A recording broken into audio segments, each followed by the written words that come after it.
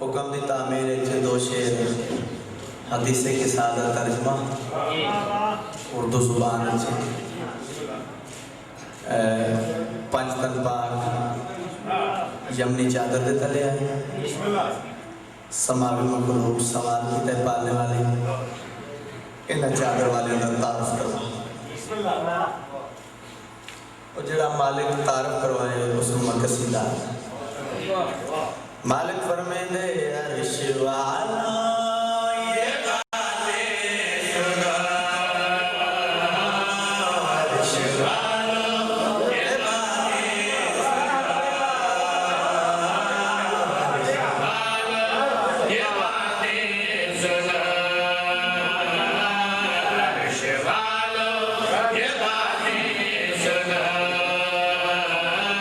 अर्श वालो ये